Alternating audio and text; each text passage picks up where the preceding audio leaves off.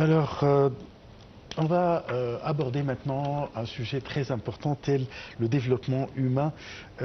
Et pour en discuter, nous avons le plaisir d'accueillir dans le studio Dr Samia Khedr. Vous êtes professeur de sociologie à l'université de Ain Shams. Bonjour. Bonjour, monsieur. Tout d'abord, avant de parler, de commenter sur ce sujet, on va présenter un petit reportage qui parle du même secteur, bien sûr, dans un monde marqué par les transformations économiques, technologiques et sociales rapides. La jeunesse représente aujourd'hui une véritable force motrice pour le développement des sociétés. Cependant, pour que les jeunes puissent jouer pleinement leur rôle dans la construction de l'avenir, il est essentiel d'investir dans deux domaines fondamentaux, la santé et l'éducation. Reportage. L'investissement dans la santé des jeunes constitue avant tout un investissement dans l'avenir des nations. Un jeune en bonne santé physique et mentale possède davantage d'énergie, de motivation et de capacité à apprendre, à travailler et à innover. La santé mentale, en particulier, joue un rôle essentiel dans la réussite scolaire et professionnelle. Le stress, l'anxiété ou le manque de soutien psychologique peuvent limiter les capacités créatives et intellectuelles des jeunes. C'est pourquoi les systèmes éducatifs et les institutions de santé doivent collaborer afin d'offrir un environnement équilibré, favorisant le bien-être global des étudiants. Parallèlement, l'éducation reste l'outil le plus efficace pour lutter contre la pauvreté, le chômage et les inégalités sociales. Une éducation de qualité permet aux jeunes d'acquérir des compétences adaptées aux besoins du marché du travail et de participer activement au développement économique et social de leur pays. Aujourd'hui, les avancées technologiques offrent également de nouvelles opportunités pour moderniser l'enseignement et améliorer les services de santé.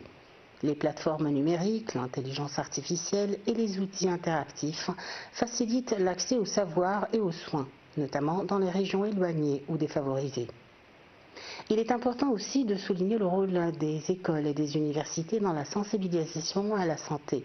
Ces institutions ne doivent pas seulement transmettre des connaissances académiques, mais aussi promouvoir une culture de prévention, de bonne alimentation, d'activité physique et de respect de la santé mentale.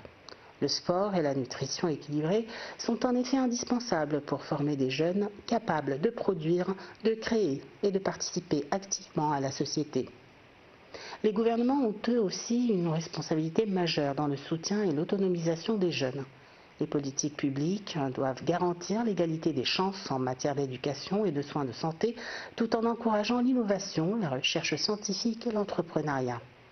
Dans plusieurs pays, des initiatives gouvernementales et internationales contribuent déjà à financer des programmes destinés à renforcer les compétences des jeunes et à favoriser leur insertion professionnelle. La famille joue également un rôle central dans la construction d'une génération consciente et responsable. En offrant un environnement stable, un soutien moral et une éducation fondée sur les valeurs du dialogue et du respect, les parents participent directement à l'épanouissement des jeunes et à leur réussite. Les jeunes eux-mêmes sont des acteurs essentiels du changement. Grâce à leur créativité, leur maîtrise des nouvelles technologies et leur capacité d'adaptation, ils peuvent participer à la diffusion d'une culture de développement durable fondée sur la connaissance, la santé et l'innovation. Dans le monde arabe en particulier, les jeunes représentent une richesse humaine considérable. En valorisant leurs talents et en investissement dans leur potentiel, les pays arabes pourront construire une vision de développement plus stable, plus moderne et plus prospère. Ainsi, santé, éducation et autonomisation des jeunes apparaissent comme des éléments indissociables pour bâtir des sociétés durables et capables de relever les défis de demain.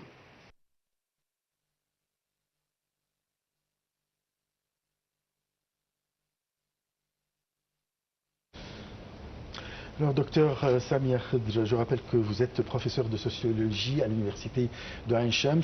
Comme on vient de suivre le reportage, on parle de la santé et de l'éducation qui sont les piliers de la construction d'un bon peuple ou bien d'une bonne génération. Là, comment l'investissement dans la santé des jeunes contribue-t-il au renforcement du développement durable ? Parce que la santé, c'est quelque chose de très important. Parce que si on dit quelqu'un il est toujours malade, il ne fait pas, je sais pas comment être d'une bonne santé. C'est pas bon parce qu'il va être toujours malade. Alors, sa vie tout, c'est pas bien. Alors, c'est très important la santé. Et je crois aussi dans la radio, télévision, tout cela, les programmes sont très importants aussi pour comprendre qu'est-ce que ça veut dire la santé. C'est, on dit, une personne sans santé, c'est très difficile. Et santé, on ne parle pas seulement de santé d'un homme ou d'une femme, mais la santé, comment il pense, comment il choisit les choses qui sont bien, comment par exemple les jeunes ne fument pas des cigarettes, par exemple, parce que c'est très mauvais pour la santé. Alors il y a beaucoup de choses qui bâtissent une personne qui peut travailler bien, qui peut réfléchir bien, qui peut aussi choisir bien. C'est très important, très important. Et tout cela aussi par la qualité, les qualités du père, du mère, et puis l'école, l'université, comme ça. Et les amis et tout ça, vous parlez des deux, de la santé physique et de la santé mentale. Oui, c'est ça. C'est ça, d'accord. Comment investir dans la santé des jeunes? Je peux dire que, par exemple, la télé, la radio, comme ça, c'est très important. Tout à fait. Si on a des programmes, depuis que les jeunes sont petits, les programmes pour les enfants, puis les programmes pour les femmes, la maman aussi, doit comprendre comment elle peut être avec ses enfants, comment éduquer les enfants, ne pas être toujours en colère, toujours il ne sourit pas. Non, il y a des femmes comme ça. Mais toutes les mères râlent. On ne peut pas dire tout. On dit parfois. Oui. Mais alors, on doit toujours comprendre qu'est-ce que c'est que tu as un enfant qui n'est pas toujours obéissant, mais la mère, si elle peut être toujours proche de son fils. Oui. Et puis, pour cela, on dit, ça suffit 2 enfants. Fille ou garçon. Ça suffit parce que c'est pas facile, surtout maintenant dans ce monde qui toujours il y a beaucoup de changements très, très difficiles. Très rapide aussi. Oui, très rapide, c'est ça. À votre avis, docteur, quelle est la relation entre la qualité de l'éducation et la réalisation du développement économique et social? C'est très important parce que qu'est-ce qu'on fait avec les enfants? On veut bâtir comme si vous faites un bâtiment et ce bâtiment doit être robuste, il doit être de la santé bien pour les gens qui sont dans ce bâtiment. Il y a des lumières, il y a tout. Oui. Alors, c'est comme ça. De l'air frais. C'est ça. Alors, la maman doit avoir, elle ne doit pas toujours en colère. Toujours dit, ne fais pas ça, mais elle doit être qu'il a l'honneur de rester avec les enfants et parler d'une façon pas trop oui, c'est ça. Alors, mais aussi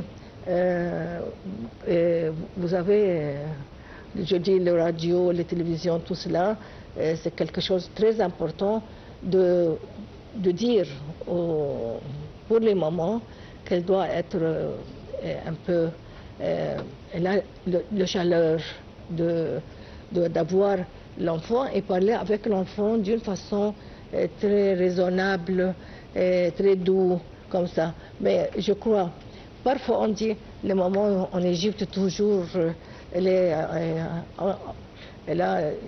n'a pas vous savez, de rester, de parler, de comme ça, toujours... Parce qu'elle est toujours très stressée quand très même avec la vie. en colère, Oui. comme ça. Mais ce n'est pas bien ça. C'est pas ce qu'il faut faire. Alors, si je parle de l'éducation en général, à l'école ou à l'université. À l'école, c'est très important d'avoir, par exemple, des jouets qui est maintenant très important pour éduquer, pour réfléchir, pour avoir le sens de bâtir le futur. Alors c'est très important. C'est très important aussi, Taban. Si on parle dans la maison, il faut savoir qu'avoir des enfants, 1, 2, ça suffit parce que pour avoir le temps de rester avec l'enfant. Surtout, il y a beaucoup de femmes maintenant qui travaillent. Avant, il n'y avait pas les femmes qui sortent de la maison. Maintenant, les femmes travaillent peut-être le matin et le soir. Mais moi, je dis, si vous avez des enfants, je n'aime pas que la femme travaille le soir. Du tout, du tout. Alors, on doit avoir, comme on a parlé maintenant, l'honneur de rester, de parler, d'être un peu... tu as l'effort d'être une maman qui peut avoir toujours l'effort de parler avec l'enfant. Il faut être leur ami et pas la mère, ou les deux ensemble. Les deux ensemble, les deux ensemble, parce que parfois... Il faut éduquer. Vous devez être un peu fort, pas trop, pas trop, un peu fort, mais ça marche aussi avec il est combien il est grand, il est petit, il est délicat, il est comme ça, parce que aussi on ne peut pas dire que tout le monde a la même humour, ou la même droite, façon, tout cela. Alors, la femme la maman doit être un peu intelligente. Je crois que toutes les mamans en Égypte, elle est très délicate. Mais on ne veut pas qu'elle soit très très délicate, ni toujours en colère. On veut être moyen. Vous parlez toujours des mamans. Oui. Où sont les pères? Mais ils ont un rôle quand même. Oui, vous avez raison. Peut-être parce que j'avais mon père était toujours à la guerre. Ah, et mon mari aussi, il est aussi... vous avez joué les deux rôles. Alors j'ai vu maman, ma mère et moi aussi, j'étais comme ça. Alors, mais le père, toujours, il est, on peut dire, toujours, il entre quand il y a, on peut dire, il y a quelque chose n'est pas très bien entre les enfants et la maman. Ici, on voit le père qui dit « laissez passer ». Toujours les pères sont plus faciles, plus faciles. Alors, mais ils doivent aussi être présents. Bien sûr. Bien sûr. C'est ça. Bon, pourquoi les jeunes sont-ils considérés comme le capital humain le plus important pour tout pays? Pour tous les pays, on doit savoir qu'en Égypte, il y a le nombre très haut des jeunes. Des jeunes, C'est quelque chose de très important mais aussi c'est quelque chose vous devez avoir des écoles, vous avez des hôpitaux, vous devez avoir, par exemple, des choses très nouveaux, parce que le monde maintenant, il va pas très longtemps, mais très rapide. Mais les jeunes, parce que ils peuvent comprendre plus rapide, ils peuvent éduquer plus rapide, ils peuvent savoir tout ce que nouveau, très rapide. Maintenant, il y a